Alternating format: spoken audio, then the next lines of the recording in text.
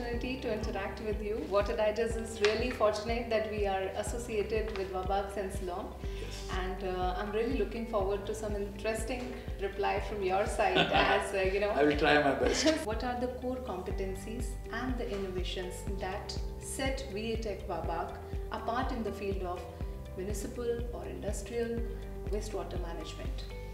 See, WABAG stands for innovative technologies what we bring. We are one very few companies in India who still invest a lot of money in R&D. So today we have some very good R&D centers in Europe and in India, and today we have more than 125 IPR rights which we use it only for captive purpose. You asked what is that difference which WABAG is doing, what is it which makes WABAG stand out. See, one, we want to remain only in water. Many companies have moved into other infrastructure. We are very clear, you can see in our office, everything will only depict water. Yes. We always work on projects which can bring change in the society. Okay? So all our projects you will see will have a huge social impact. Now, you take a case like Chennai or India or Africa countries where these are all water scarce. We have developed our technologies and built plants to build security in water. We say, okay, God is doing water, we help God by creating water. So we use the sources which gives us water which normally are not used for water, like seawater, like the wastewater. Now, we are the largest in India and maybe the top 10 globally in seawater desalination. So we pick up seawater and convert into potable water. Same thing is with wastewater. It's somehow psychological reason that people don't want to drink it, but all our plants are producing potable quality water as per WHO standard. But we are using this for non-potable use, for industrial, and the industries which were consuming potable water, they release it back to the domestic consumers. So that way it's building a water security for domestic users. To stay in short, we are here for environment protection and for economic development of the cities, the states, the countries where we work for these two reasons. Great, sir. In fact, I was to ask you this only, that what are your key accomplishments, again contributing towards ensuring water security? As a water company, our biggest satisfaction is we are working for the society, and that's a huge motivation that everything you do touches the life of the people. We were the first ones to bring this recycle concept into oil and gas industry. The refineries like IOCLs of the world, Reliance of the world, HPCLs, all these public sector refineries.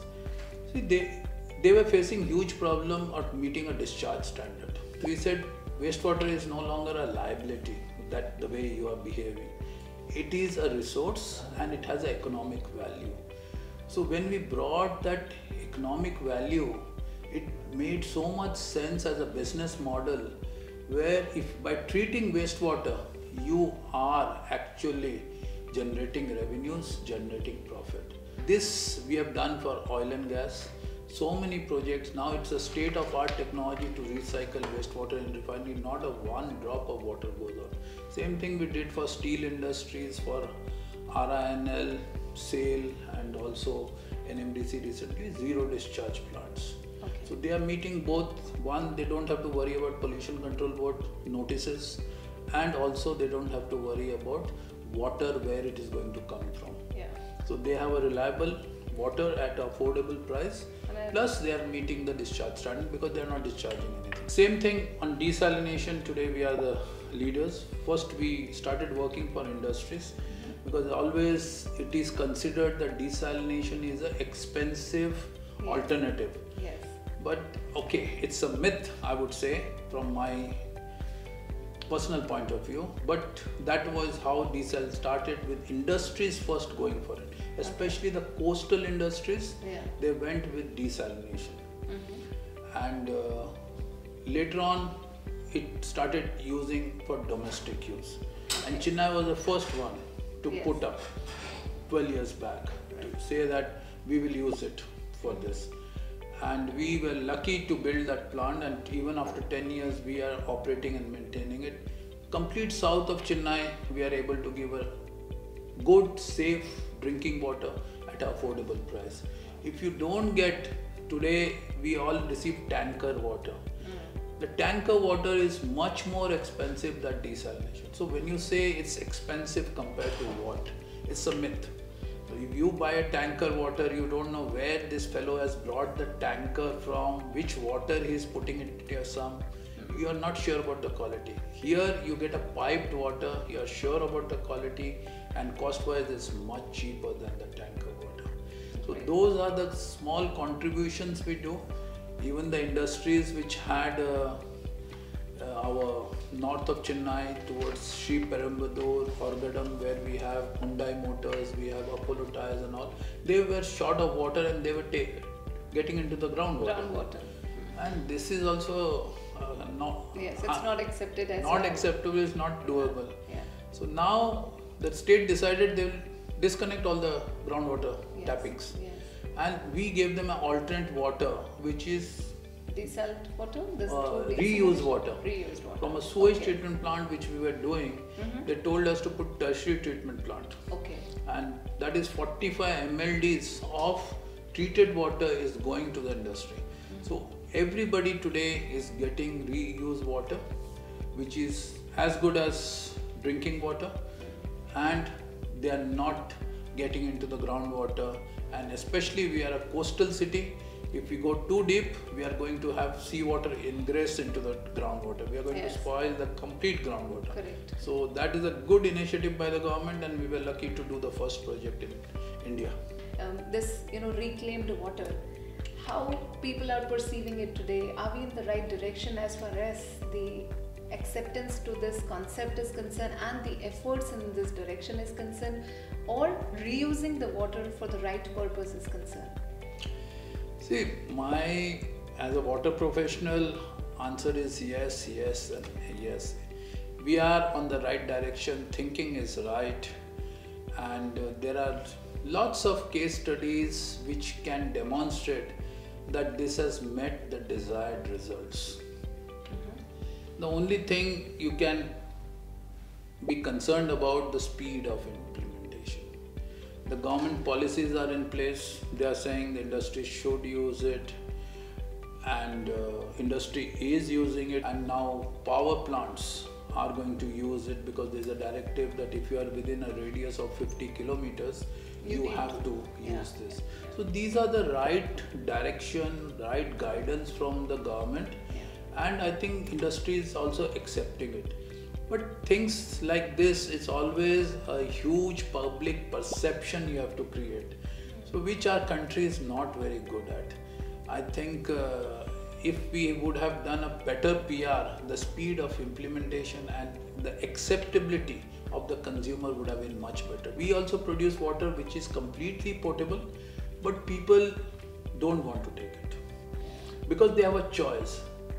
And as you said, as you go forward, water is going to be more scarce. They are not going to have choice. In the capital city of Namibia, which is Windhoek, people are drinking from our plant for last 26 years, direct potable. So it is possible. There are live examples. But at least today, whether it's Delhi, Chennai or other cities, are going for indirect potable. So that you do it, you may inject in ground, or you create a water bodies which will seep through the ground and somewhere else you pull it out. So you are recharging the groundwater and taking it out somewhere. So it's indirect potable, but again it goes for human consumption. And sir, when we talk about treatment plant, of course the kind of investment required, the kind of basically the capital investment in this entire process of setting up the treatment plant, what kind of financial models should actually be there which will also encourage other players to come into the water domain, water sector? The models which have been successfully done, I'll give you a few examples where we are associated with. There is one local body which needed more water. Now to take water, they have to build some dam somewhere to store water and use it during the rest of the 12 months. Now building a dam in the country, environmental problems, flooding, all these studies have to be done. It's at least a 1 decade project. Though they came with a very innovative model, there was industry which was using potable water for the industrial use. They approached that industry and said, you are using potable, why don't we do a barter system?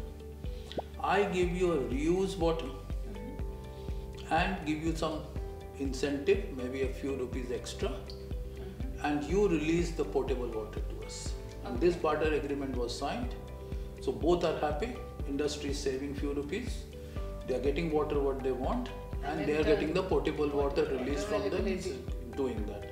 There is another project we are doing in another part of the country where the local body went for water bonds. They raised water bonds, and it was so successful that based on that, it was a HAM project. They put in their contribution using this proceeds from the water bond, and we put the rest of it. And today the project is under construction, and a year from now we will be commissioning, and the industry will be getting water, which today they are drawing water in North India from the groundwater. Already they started signing the water purchase agreement with the local authority and the industry, that they will disconnect all the water connections of the borewells and they will have to take this water. So these are some of the models. See, as I said before, this is no longer a liability industry. Wastewater is no longer a liability. The only financial models will work if this is made self-sustaining. It cannot look at viability gap funding. It cannot look at subsidies. It has to say, it's like my business. Initially I may need some support, but then finally I'll stand on my feet. And the only way it can stand on its feet is to have a resource recovery and derived economic benefit out of it. And that is what will fund it. In fact, that will make it profitable, so it becomes your business model and you're not at the mercy of a government to fund it or give viability gap funding or subsidy. Self-sustainable. Self-sustainable is my solution for this. So sir, one message for Water Digest readers of Water Digest as well as viewers of our WT News. I think the important is not much is talked about, not much is a forum which allows water to be projected as a valuable economic resource. I think what you guys are doing at Water Digest, either through electronic media or print media, I think you're spreading that message. You create this annual program where you facilitate and honor people who have achieved something in water. There are not many in our country who are doing that. From that point of view, Water Digest is doing a unique work, especially for water professionals. We feel very honored, and we would like to convey our thanks to you and your team that you are doing good work for water professionals. You are encouraging more and more people to join this sector, which needs badly as it's growing sector, and we don't have courses in college and schools which promote water technology, water treatment or water management. So this way we can bring in people, as they say, as long as you have a will to do something, skills can be developed. So we are doing exactly that. We attract good people who want to work in this sector, and then we train them to develop their skills. So thank you so much, Water Digest.